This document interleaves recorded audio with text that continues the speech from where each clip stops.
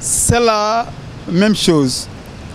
Le malade mental et le fou, c'est deux expressions qui désignent une personne qui ne jouit pas de toutes ses facultés mentales.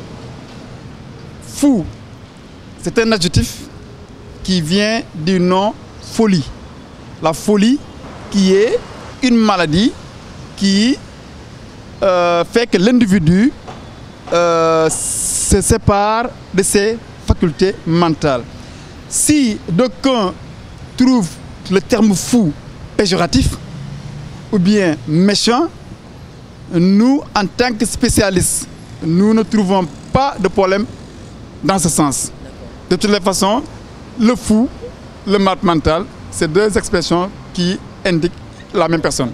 Ou en tant qu'association, quelles sont les causes qui reviennent, les causes récurrentes de cette maladie? Oui, les causes sont multiples et diverses.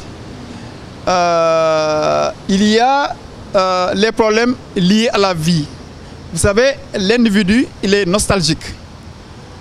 Quelqu'un qui perd une personne chère, un emploi, un objet, cette déception peut rendre fou. Quelqu'un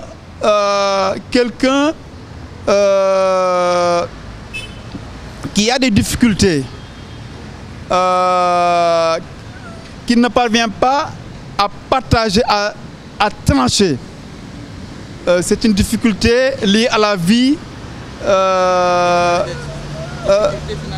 financière, quelle que soit, difficulté amoureuse, quelqu'un qui veut aller aux États-Unis, quelqu'un qui veut voyager. Vous savez, quand les jeunes disent Barça au Barça, aller à Barcelone ou bien à l'au-delà, c'est de la folie.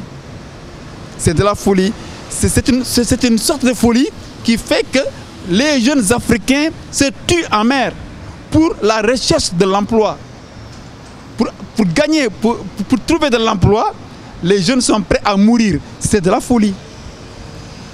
Donc il y a les substances comme la drogue, l'alcool,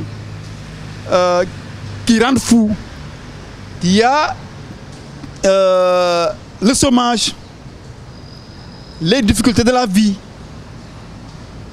Quand l'OMS parle de santé mentale et les jeunes dans un monde en évolution, vous savez, la plupart des maladies mentales apparaissent après l'âge de 14 ans. Parce que le jeune n'est plus... il est dans la vie active. Les études sont beaucoup plus poussées. Souvent, c'est à ce stade de la vie que surviennent la plupart des maladies. Et ça pousse au suicide. Ça pousse à beaucoup de problèmes. Aujourd'hui, les Sénégalais, pour 100 francs, ils sont prêts à tuer. C'est parce que, quelque part dans leur tête, il y a un problème. Ils ont des problèmes liés à la santé mentale. Sinon, comment comprenez-vous qu'un jeune Sénégalais, pour 100 francs, pour une tasse de café, il tue son prochain?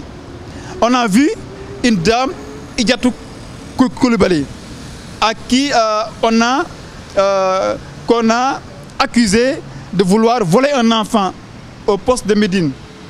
C'est quelqu'un qui a des problèmes avec les enfants. L'envie d'avoir un bébé,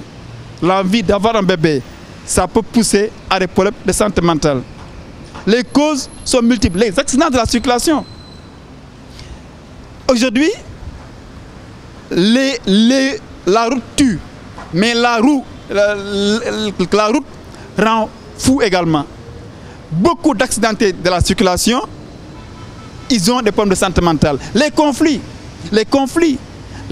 casamançaise a fait beaucoup de malades mentaux, que ce soit dans l'armée sénégalaise, que ce soit dans les rangs du MFDC, que ce soit au sein de la population, parce que l'individu qui a, quand on assiste à certaines scènes de tuerie, ça rend fou un militaire qui est avec son copain. Subitement, son ami reçoit une balle quelque part dans le corps, sous ses yeux. Ça rend fou. L'accident du bateau Le Joola a causé trop de malades. Combien de personnes ont été licenciées? Parmi ces personnes licenciées, mais beaucoup ont attrapé des maladies mentales. Il y a beaucoup de sociétés sénégalaises qui ont connu la faillite et que la plupart du personnel sont devenus fous parce qu'ils ont rencontré beaucoup de difficultés. Les causes des maladies mentales, parce qu'il y a... on ne parle pas de maladies mentales, mais des maladies mentales, parce qu'il y a plusieurs types de maladies mentales. Les causes sont multiples et variées. Ok, d'accord. Maintenant, les conséquences au niveau de l'État, quelles sont les conséquences que cela peut engendrer au niveau des autorités ou bien au niveau de l'État? Les conséquences sont vécues par les populations. C'est les populations qui subissent les tracasseries des malades mentaux. À chaque jour que je fais, vous entendez des malades mentaux tuer des personnes saines. On a vu tout à l'heure sur le pont, Dakar est devenu sale. Toutes les régions du Sénégal sont sales. Mais la plupart, cette saleté est aggravée par l'action des malades mentaux qui traînent leur bagage jusque devant le palais de la République. J'aimerais parler à cette dame qui est en face du palais de la République, qui a installé ses balichons devant cette institution. Vous trouvez ça normal? Je crois que non. Donc, les conséquences sont subies par les populations qui sont agressées, qui sont tuées parfois, mais également les malades eux-mêmes.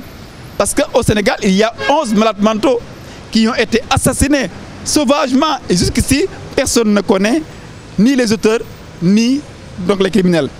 9 ont été tués entre 2014 et 2014 à Tambacounda. Une dame a été tuée ici en 2018, égorgée à la cité des eaux, avec une partie de ses mains amputées. D'ailleurs, nous, on avait même pris le président Macky Sall comme étant le commanditaire.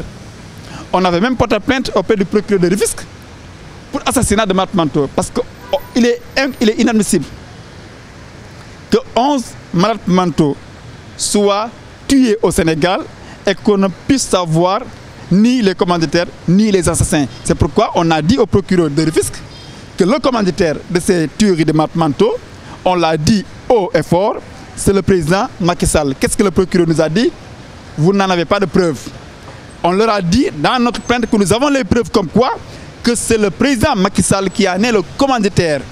Mais ce dossier a été classé sans suite. Et on a dit au procureur, vous confirmez la culpabilité de l'État. Parce que si audience il y en avait, on aurait démontré la culpabilité de l'État, la culpabilité du président Macky Sall par rapport à cette théorie de malades mentaux errants.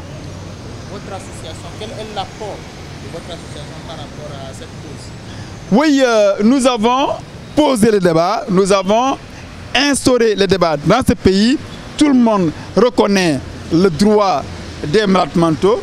La presse, dans un premier temps, avant 2000, n'en parlait pas, mais depuis 2000, la presse a beaucoup parlé de la situation des malades mentaux. Au Sénégal, grâce à notre action, chaque année, le 10 octobre, la journée mondiale est célébrée. Nous avons pu construire, nous avons fait construire à Kaolack un grand centre avec le régime du président Abdoulaye Wade. D'ailleurs, les psychiatres sénégalais disent que c'est avec la SAM que le Sénégal a construit un bâtiment pour les malades mentaux. Depuis les indépendances, c'était les Toubab, c'était les Blancs qui avaient laissé ce qu'il y avait ici comme structure, mais c'est avec la SAM qu'une nouvelle structure a été construite à Kaolack. Mais malheureusement, cette structure nous a été volée. Volée au vrai sens du terme par le régime en place pour seulement nous empêcher de prendre en charge ces malades mentaux. Mais c'est peine perdue parce que nous y resterons, nous y sommes. J'ai été fier d'entendre ce malade mental dire que le Sénégal est sa propriété. Je vous disais tantôt que c'est un message à décoder, à comprendre. Il a parfaitement raison parce que nous sommes le temps des malades mentaux. 2019, 2018, nous sommes à l'ère de la prise en charge des malades mentaux. Que le régime le veuille ou pas, en 2019, les malades mentaux errants seront pris en charge. C'est moi qui vous remercie.